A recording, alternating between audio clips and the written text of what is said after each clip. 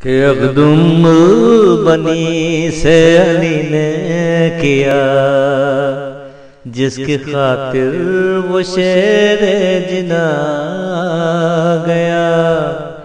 بول اٹھے مرتضیٰ یہ تو عباس ہے۔ لا حول ولا قوة الا باللہ العلی العظیم۔ اعوذ باللہ من الشیطان اللعین الرجیم۔ بسم اللہ الرحمن الرحیم۔ الحمدللہ اقرارا بنعمتہ ولا الہ الا اللہ اخلاصا لوحدانیتہ، وصلی اللہ علی محمد سید بریتہ وعلی الاصفیاء من اطرتہ۔ اما بعد فقد قال اللہ سبحانہ تبارک و تعالی فی محکم کتابہ الحکیم وہو اصدق الصادقین وقولہ الحق۔ بسم اللہ الرحمن الرحیم۔ وَأَنكِحُوا الْأَيَامَ مِنكُمْ وَالصَّالِحِينَ مِنْ عِبَادِكُمْ وَإِمَائِكُمْ إِنْ يَكُونُوا فُقَرَاءَ يُغْنِهِمُ اللَّهُ مِنْ فَضْلِهِ وَاللَّهُ وَاسِعٌ علیم۔ حاضرین و ناظرین، آج شب یکم ماہ ذی الحجہ کی مناسبت سے سب سے پہلے میں اپنی طرف سے اور تمام اراکین چینل اور اراکین ادارہ کی طرف سے آپ تمام حضرات کی خدمت میں مبارکباد پیش کرتا ہوں اس شب کی کہ جو شب منسوب ہے مولا الموحدین امیر المؤمنین علی بن ابی طالب علیہ السلام اور بی بی سیدہ عالمیان یعنی بی بی حضرت فاطمہ الزہرا صلوات اللہ علیہا کی شادی اور ازدواج اور رخصتی سے۔ یکم ذی الحجہ دین مبین اسلام میں خود ایک جائے رکھتی ہے اور اس کا ایک مقام ہے، اور آج کی رات سے لے کر یعنی شب یکم ذی الحجہ سے لے کر شب دہم ذی الحجہ تک یہ وہ 10 راتیں ہیں کہ جن کو خداوند عالم نے تکریم بخشی ہے اور ان کو محترم جانا ہے۔ یہ وہ 10 راتیں ہیں کہ قرآن کریم میں سورہ والفجر میں جن 10 راتوں کی قسم کھائی گئی ہے، مفسرین فرماتے ہیں وہ یہی 10 راتیں ہیں۔ ان 10 راتوں کی ایک خصوصیت یہ ہے کہ جب حضرت موسیٰ کو کوہ طور پر بلوایا گیا 30 دن کے لیے، اور پھر قرآن کریم کہتا ہے کہ ان کو 10 دن اور اللہ نے اپنا مہمان بنایا، تو وہ 10 دن بھی یہی ذی الحجہ کے دن تھے۔ لہٰذا ان کے اپنے اعمال ہیں، افعال ہیں، دعائیں ہیں، نمازیں ہیں کہ جو آپ کو متعدد دعاؤں کی کتابوں میں یقیناً مل جائیں گی۔ آپ ان کو ضرور دیکھیں اور پڑھیں اور ان پر عمل کریں، اور اس ماہ کو مبارک جانتے ہوئے خداوند عالم سے اس ماہ کے صدقے میں آمرزش طلب کریں، مغفرت چاہیں اللہ سے، اور توبہ کریں اور اپنے لیے دین اور دنیا کی کامیابی کی دعائیں کریں، کیونکہ اس ماہ میں 2 عید ہیں، ایک کو عید الاضحیٰ کہا جاتا ہے اور دوسرے کو عید غدیر کہا جاتا ہے۔ ہماری یہ سیریز جو اسلامک میرج کے عنوان سے مسلسل آپ کے سامنے پیش کی جا رہی ہے، اور اس وقت کا اور ان ایام کا انتخاب اسی لیے کیا گیا تھا کہ ان کے درمیان میں یہ ایک مبارک تاریخ بھی آئے گی کہ جس تاریخ پر حضرت زہرا اور مولا الموحدین کا عقد ہوا ہے۔ میں آج انہی کے عقد کے متعلق گفتگو کرنا چاہتا ہوں اور ایک پیغام دینا چاہتا ہوں کہ اگر انسان یہ چاہتا ہے کہ وہ علی و فاطمہ جیسی کامیاب زندگی گزارے تو پھر اسے حضرت علی اور بی بی فاطمہ الزہرا کی ابتدائی زندگی یعنی شادی سے پہلے کے حالات کو دیکھنا ہوگا، اور شادی کے موقع پر ان کی طرف سے اٹھائے گئے اقدام پر نگاہ ڈالنی ہوگی کہ کس نیت کے ساتھ اور کس برکت کے ساتھ حضرت زہرا مولا کائنات کے گھر میں آئیں کہ یہ اتنا بابرکت گھر ہو گیا کہ اب قیامت تک ان کی نسل باقی بھی ہے اور ان کی نسل معصوم بھی ہے۔ اور آپ دیکھتے رہتے ہیں کہ آج پوری کائنات کے اندر سادات موجود ہیں کہ جو سورہ کوثر کی تفسیر کرتے ہوئے نظر آ رہے ہیں۔ جیسا کہ آپ کو معلوم ہے کہ دین مبین اسلام میں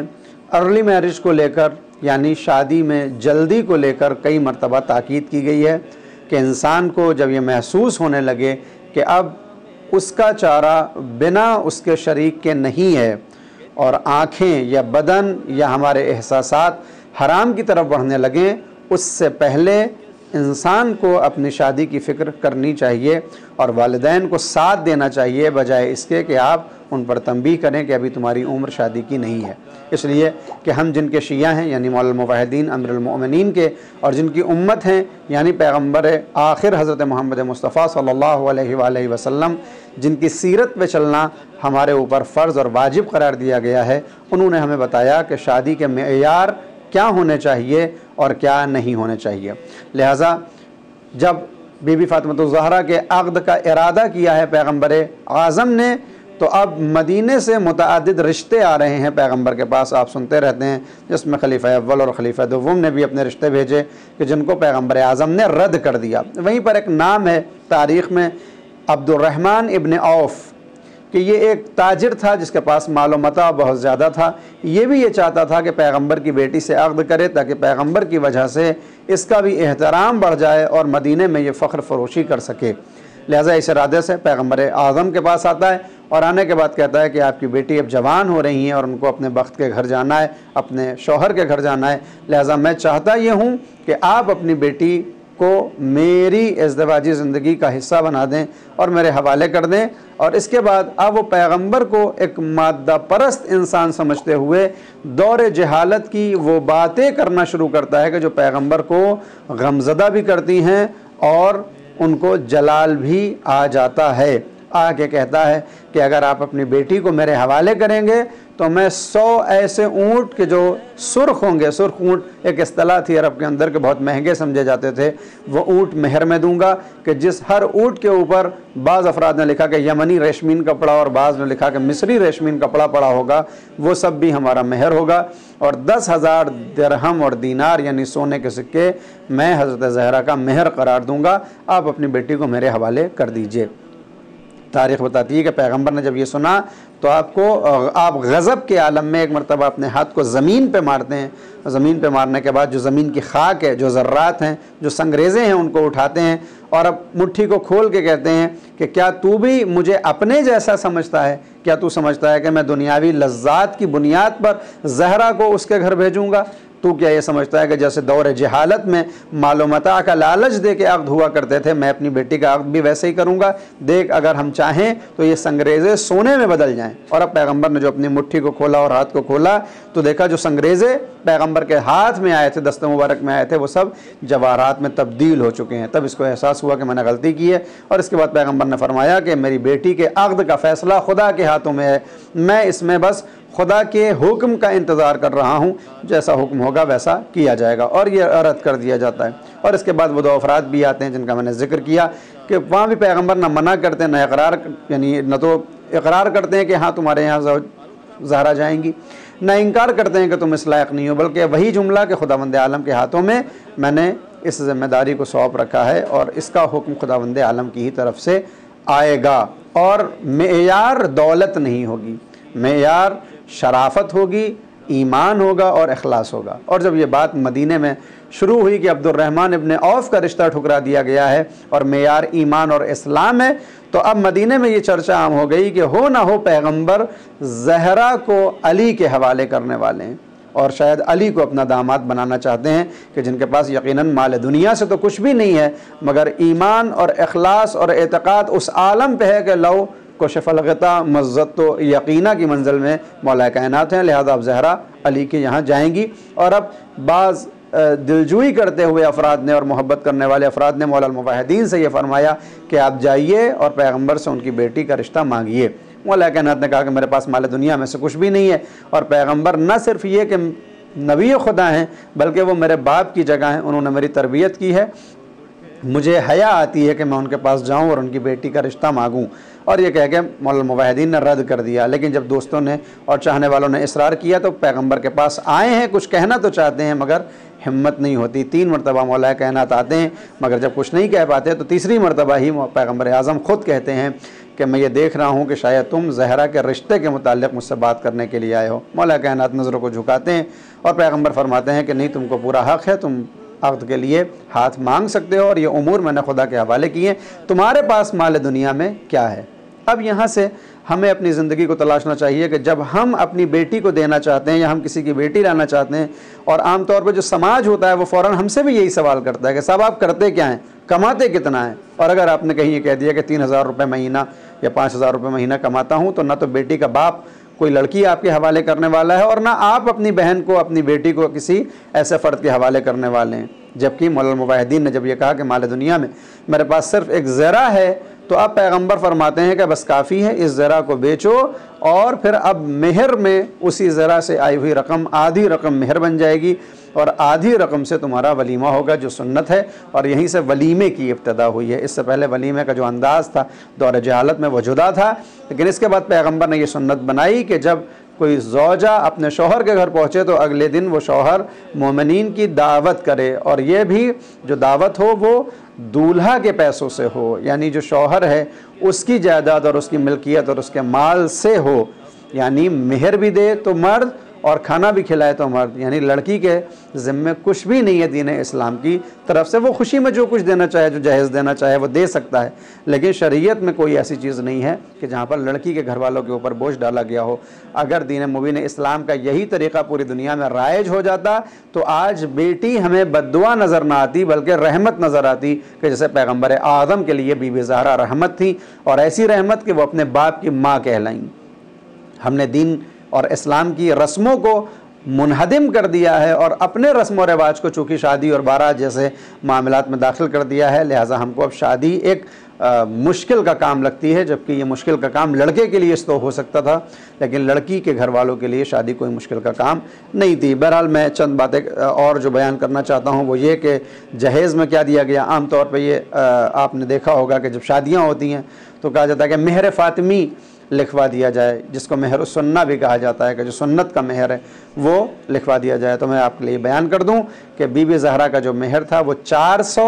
یا 500 درہم تھا، کہ جو تقریباً 1.5 کلو چاندی بنتی ہے آج کے زمانے میں، کہ یہ پیغمبر اعظم نے حضرت زہرا کا مہر رکھا تھا۔ اور اگر انسان آج کے دور میں بھی 1.5 کلو چاندی رکھتا ہے تو میں یہ سمجھتا ہوں کہ یہ کافی ہے، اور پیغمبر اسلام کی تعصی کرتے ہوئے ہمیں اس سے زیادہ مہر سے بچنا چاہیے، کیونکہ پیغمبر نے یہ ارشاد فرمایا کہ بدبخت ہے وہ عورت کہ جس کا اخلاق تو بد ہو ہی، اس کے علاوہ اس کا مہر بھی زیادہ ہو، اور اس کے مقابلے میں فرمایا خوش بخت ہے وہ عورت کہ جس کا مہر بہت کم ہو۔ لہٰذا ہمیں یہ بھی خیال رکھنا چاہیے کہ ہم اسٹیٹس کے اعتبار سے کبھی کبھی اتنا زیادہ مہر رکھوا دیتے ہیں کہ صاحب لوگ سن رہے ہیں لہٰذا ہم 10 لاکھ لکھوا دیں۔ مہر لکھوانا اور ہے اور ادا کرنا اور ہے، اتنا ہی لکھوایا جائے جتنا شب زفاف سے پہلے زوجہ کے حوالے کر دیا جائے۔ مہر عقد کے فوراً بعد ادا کر دینا چاہیے یا عقد سے پہلے ادا کر دینا چاہیے، اس سے پہلے کہ وہ مراسم شروع ہوں جو ایک زوجہ اور شوہر کے شروع ہوتے ہیں، ان سے پہلے مہر کی ادائیگی ہونی چاہیے۔ لہٰذا صرف لکھوا دینا نکاح نامے پہ کافی نہیں ہے بلکہ اس رقم کو دینا ضروری ہو جاتا ہے، لہٰذا اتنی ہی لکھوائی جائے جتنی ہم ادا کر سکتے ہیں۔ لہٰذا یہ 400 درہم ہے یا 500 درہم ہے۔ اس کے بعد پیغمبر اعظم نے نکاح خود پڑھا، جیسا مشہور ہے کہ اس کا ایک تو نکاح خداوند عالم نے عرش پہ پڑھ دیا تھا، آسمان پہ پڑھ دیا تھا، اور بعض روایتوں میں جبریل نے وقت پڑھ دیا تھا، اور نیچے جو ہے وہ پیغمبر اعظم نے یہ جو نکاح پڑھا، اس میں خطبہ نگاہ ہے جو ابن شہر آشوب نے جو اس کی متن بیان کی، فرماتے ہیں کہ حضرت فاطمہ کی شادی کے وقت پیغمبر اعظم ممبر پر گئے اور فرمایا کہ خداوند عالم نے مجھے حکم دیا ہے کہ فاطمہ کا نکاح علی کے ساتھ کروں، اور اگر علی راضی ہوں تو 400 مسقال چاندی حق مہر کے طور پر میں فاطمہ کا نکاح علی کے ساتھ کر دوں۔ مولا کائنات نے فرمایا کہ میں اس کام پر راضی ہوں، یعنی 400 درہم کی روایت ہمارے پاس ہے۔ بعض روایات کے مطابق حضرت فاطمہ کی موجودگی میں رسول خدا نے حضرت علی کے لیے دوسری شادی حرام قرار دی تھی حکم خدا سے، لہٰذا اسی لیے جب تک حضرت زہرا زندہ رہی مولا کائنات نے دوسری شادی نہیں کی ہے۔ شادی کی تاریخ کو لے کے متعدد روایات ہیں، مگر یہ مستند روایت ہے کہ پہلی ذی الحجہ کو رخصتی ہوئی ہے بی بی زہرا کی مولا کائنات کے گھر، جبکہ 10 ماہ پہلے عقد پڑھا جا چکا تھا۔ عقد 10 مہینے پہلے ہوا ہے، رخصتی 10 ماہ کے بعد ہوئی ہے۔ اس کی بھی وجہ یہ تھی کہ زہرا کا عقد پہلے کر دیا گیا تاکہ سنت بن جائے کہ لڑکی کا عقد جتنی جلدی ہو سکے اتنا کر دیا جائے، اور رخصتی کا انتظار اس لیے کیا گیا تاکہ اتنے دنوں میں اسٹیبلش ہو جائے وہ شوہر بھی کہ وہ اپنی زوجہ کو گھر لا سکے، اور دوسرے بھی ذمہ داریوں سے آگاہ ہو جائے بیٹی، اور باپ اس کو اب ایک زوجہ کی حیثیت سے اس کے فرائض بتا سکے۔ لہٰذا 10 ماہ پہلے عقد ہوا ہے اور 10 ماہ کے بعد یعنی پہلی ذی الحجہ کو آپ کی رخصتی ہے۔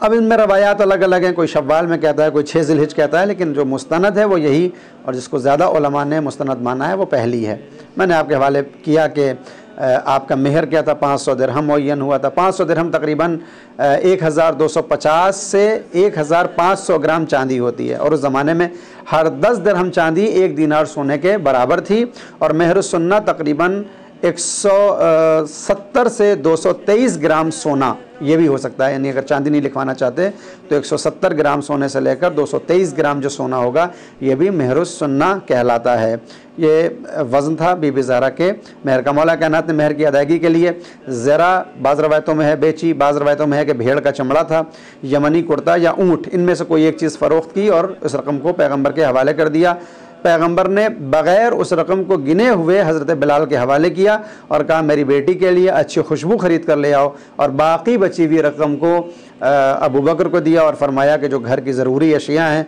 उनको तुम जाके ख़रीद के लाओ। और जब ये चलने लगे तो दूसरे और असहाब को भेजा कि तुम भी जाओ और मेरी बेटी के लिए जहेज़ तैयार करो, उसी पैसे से जो मौला कायनात ने ज़रा बेचकर पैगंबर के हवाले किया था। जो शेख तूसी ने जहेज़ की फ़हरिस्त बयान की है वो मैं ज़रूर बयान करना चाहूँगा, आम तौर पर इसका ज़िक्र नहीं होता। जो जहेज़ मिला है बीबी को, जो पैसा मौला कायनात का है, ख़रीदा पैगंबर आज़म ने इसलिए कि वो न सिर्फ ये कि बेटी के बाप हैं बल्कि मौला कायनात के सरपरस्त भी हैं और भाई भी हैं और नबी हैं, लिहाजा पैगंबर ने दोनों तरफ से अफ़आल को अंजाम दिया है।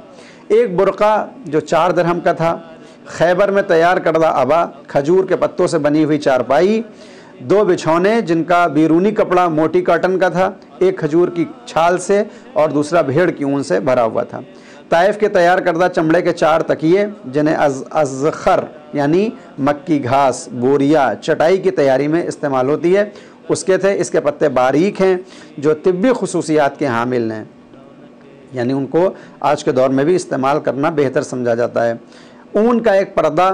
और हिजर में बनी हुई एक चटाई, गोया हिजर से मुराद बहरैन का मरकज़ है, न हिजर मदीने के करीब एक गांव का नाम है, या तो वहाँ का बना हुआ था या यमन का बनी हुई एक चटाई दी थी। एक दस्ती चक्की, तांबे का तश्त,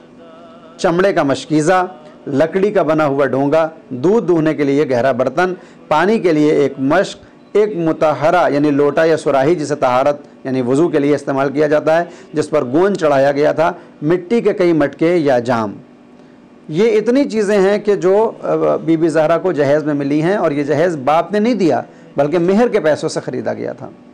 कहा गया कि शादी के बाद एक हाजतमंद औरत ने जब हज़रत ज़हरा से कुछ मांगा तो आपने वो शादी का जोड़ा हवाले कर दिया, जिसके वाक़यात आप सुनते रहते हैं। अब बात आती है ये तो जहेज़ की होगी, वलीमे में क्या था? पैगंबर अकरम ने बिलाल हबशी को बुलाया और फरमाया मेरी बेटी की शादी मेरे चचा के बेटे से हो रही है, मैं चाहता हूँ कि मेरी उम्मत के लिए शादी के दिन खाना देना एक सुन्नत हो, वाजिब नहीं है, सुन्नत हो, इसलिए जाओ और एक भेड़ और 5 मद जौ मुहैया करो ताकि मुहाजिरीन और अंसार को दावत दूँ। बिलाल ने यह सब तैयार किया और रसूल के पास ले आए। आपने ये खाना अपने आगे रखा